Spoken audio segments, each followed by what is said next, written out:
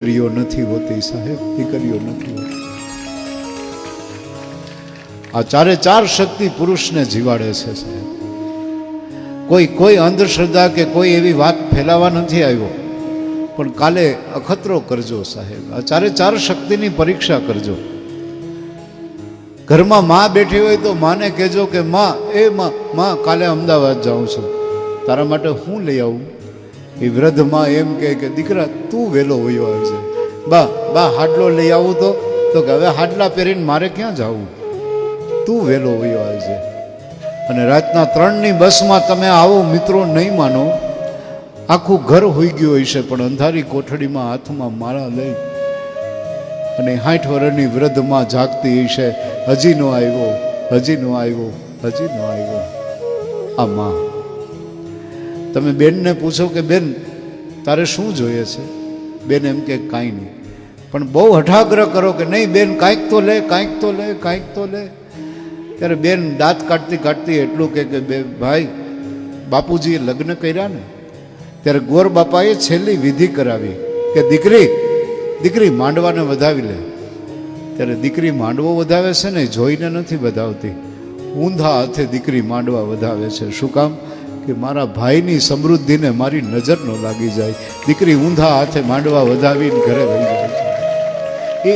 એ ભાઈ બેનને એમ કે તારે શું જોઈએ કે, પણ છતાં ભાઈ તારે દેવું હોય ને તો મારે ઘરે રૂડો અવસર હોય ને,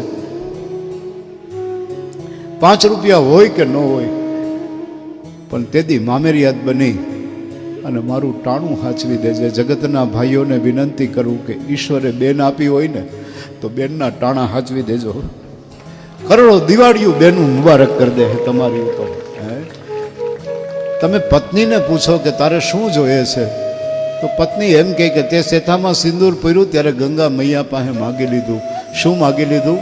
કે જબ તક ગંગા મૈયા તુજ મેં પાની રહે, મેરે સજના તેરી જિંદગાની રહે. માં દીકરા માટે જીવે, બેન છે ભાઈ માટે જીવે, પત્ની પતિ માટે જીવે. અને હવે દીકરીને પૂછો કે દીકરી તારે શું જોઈએ? બાપનો શ્વાસ છે દીકરી અને દીકરીનો વિશ્વાસ છે બાપ. વર્તમાન દીકરીઓને હાથ જોડીને એક પ્રાર્થના કરું કે હમણાં એક દીકરી નીચું જોઈને જતી હતી, એટલે ગામમાં કોઈએ પૂછ્યું કે બેટા તું નીચું જોઈને કેમ હાલે છે? આપણા દેશની દીકરીએ જવાબ આપ્યો કે હું નીચું જોઈને હાલું છું ને એટલે મારો બાપ અને મારો ભાઈ ઊંચું જોઈને હાલે છે. દીકરીઓ, તમને મારી પ્રાર્થના છે, કુસંસ્કારી ન બનતા. તમે તમારા બાપની આન બાનને શાન છો. એવા કપડાં પણ ન પહેરતા કે સમાજની ગંદી નજર તમારા શરીર સુધી પહોંચે. સાહેબ તમે બ્રાહ્મણની દીકરીઓ છો સાહેબ.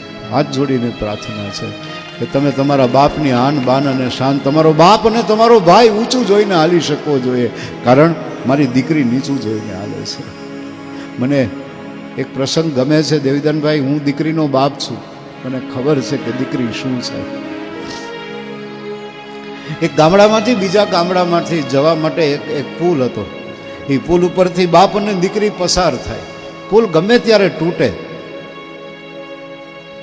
એટલે બાપે દીકરીને કીધું કે બેટા હાથ પકડી લેજે, પુલ તૂટે તો. ત્યારે આપણા દેશની દીકરીએ કીધું કે નહીં બાપુજી, તમે મારો હાથ પકડી લેજો.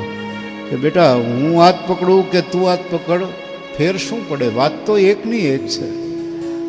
ત્યારે આપણા દેશની દીકરીએ બાપને ઘૂમરે નાખી દીધો કે બાપ વાત એકની એક નથી. કે કેમ?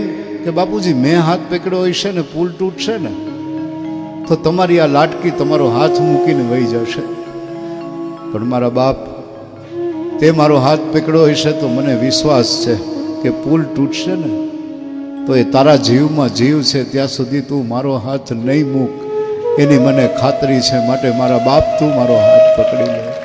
આમ તો નથી લખાણું કે દીકરી મારી લાડકવાઈ છે, લક્ષ્મીનો અવતાર. એ સુવે તો રાત પડે અને જાગે તો પડે સવાર.